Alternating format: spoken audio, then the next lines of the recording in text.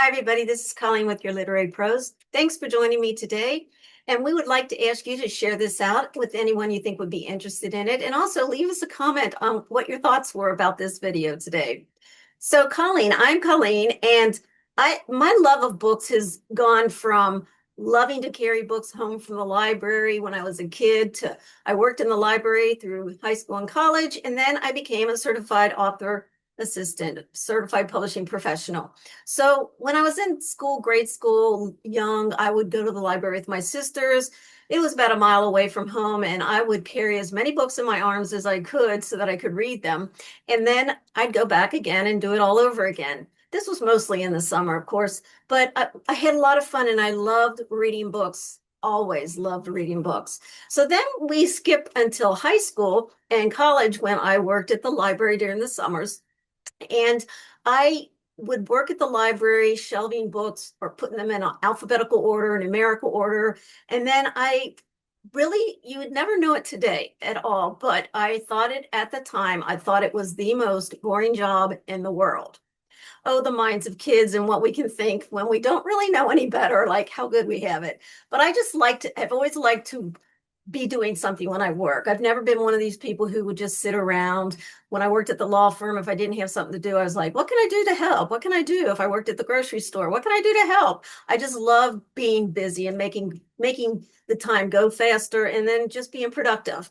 So anyway, as we go through the years and I become an adult and I was a virtual assistant, medical transcriptionist for years, and then I had to pivot. So what happened is when Peter went to college, we found a B&B down in Kentucky, and it was a wonderful B&B bed and breakfast. And we became friends with the people. And then I found out that they had a writing group. And so what I did was I joined the writing group.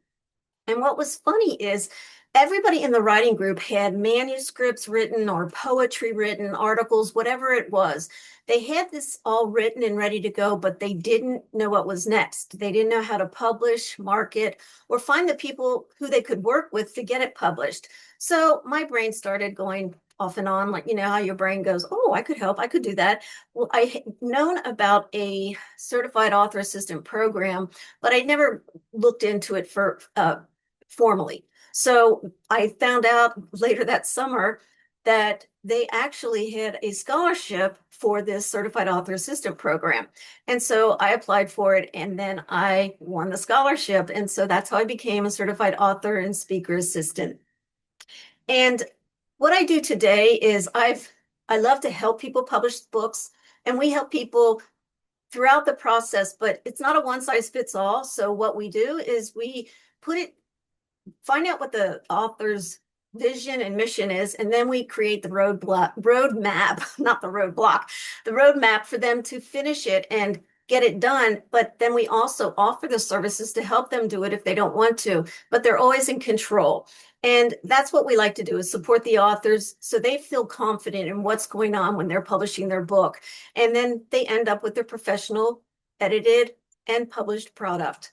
So that's what my love of writing and books came from. And it continues today. I still love to write. I'm very critical of my own writing. And you know how they say, don't ever self-edit your work, just write, just write. Well, I did a few chapters in a book last year, and I self-edited like all the time because that's what I do. So don't do that.